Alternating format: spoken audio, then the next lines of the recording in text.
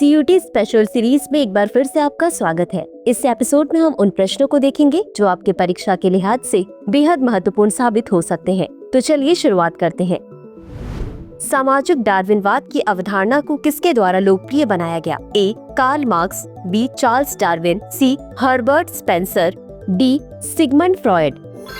इस प्रश्न का सही उत्तर है हर्बर्ट स्पेंसर। चलिए देखते हैं इसके विश्लेषण को। स्पेंसर ने डार्विन के प्राकृतिक चयन के सिद्धांत को सामाजिक और आर्थिक मुद्दों पर लागू किया, यह तर्क देते हुए कि समाज में केवल सबसे योग्य व्यक्ति ही जीवित रहते हैं। अगला प्रश्न है, पाइथागोरस प्रमेय किससे संबंधित है? A. क्वांटम यांत्रिकी, B. ज्यामिति, C. ऊष्मागतिकीय, D. प्रकाशिकी। इस प्रश्न का सही उत्तर है विकल्प B. ज्यामिति। चलिए देखते हैं इसके विश्लेषण को। पाइथागोरस प्रमेय ज्यामिति में एक सिद्धांत है जो एक समकोण त्रिभुज की भुजाओं के बीच संबंध का वर्णन करता है। अगला प्रश्न है, दुनिया की सबसे लंबी नदी कौन सी है? A. अमेज़न नदी, B. नील नदी, C. यांगजी नदी, D. मिसिसिपी नदी। इस प्रश्न का सही उत्तर है विकल्प B. नील नदी। चलिए देखते हैं इसके विश्लेषण को। उत्तर पूर्वी अफ्रीका से होकर बहने वाली नील नदी को दुनिया की सबसे लंबी नदी माना जाता है। अगला प्रश्न है, मानव शरीर में रक्त के संचार की खोज किसने की थी? A. Isaac Newton, B. Galileo, C. William Harvey, D. Charles Darwin. इस प्रश्न का सही उत्तर है विकल्प C. William Harvey. चलिए देखते हैं इसके विश्लेषण को। 17वीं शताब्दी में विलियम हार्वे के काम ने दिखाया कि मानव शरीर में रक्त कैसे प्रवाहित होता है। अगला प्रश्न है, रूस में बोल्शेविक क्रांति का नेता कौन था? A. Leon Trotsky, B. Joseph Stalin, C. Vladimir Lenin, D. Nicholas द्वितीय। इस प्रश्न का सही उत्तर है विकल्प C. Vladimir Lenin. चलिए देखते हैं इसके विश्लेषण को। लेनिन ने 1917 की बोल्शेविक क्रांति का नेतृत्व किया जिससे सोवियत संघ की स्थापना की। अगला प्रश्न है, ऊष्मागतिकी के पहले नियम को इस नाम से भी जाना जाता है। A. एंट्रोपी का नियम, B. ऊर्जा संरक्षण का नियम, C. ऊर्जा परिवर्तन का नियम, D. ऊष्मा का नियम। इस प्रश्न का सही उत्तर है विकल्प B. ऊर्जा संरक्षण का नियम। चलिए देखते हैं इसके विश्लेषण को। यह नियम बताता है कि ऊर्जा को बनाया या नष्ट नहीं किया जा सकता, केवल एक रूप से दूसरे रूप में परिवर्तित किया जा सकता है।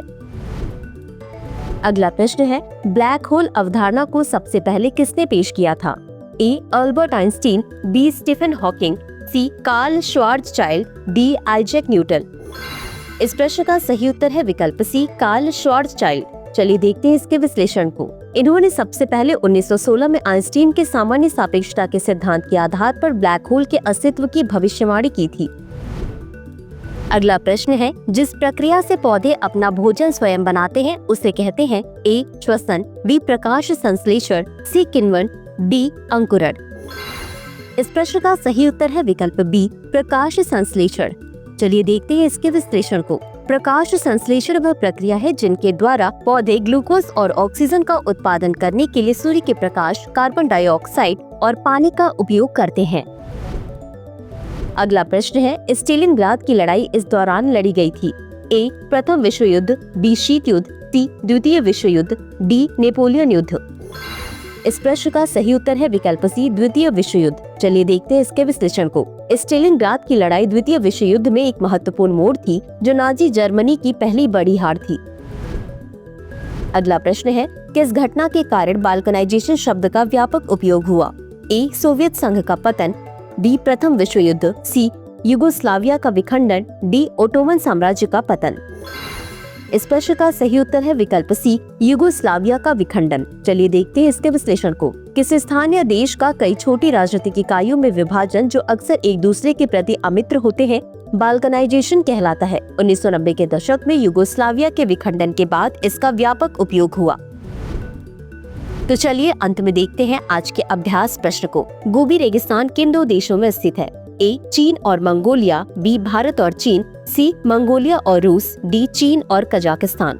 इस प्रश्न का उत्तर कमेंट बॉक्स में जरूर दें। आज के लिए बस इतना ही। धन्यवाद।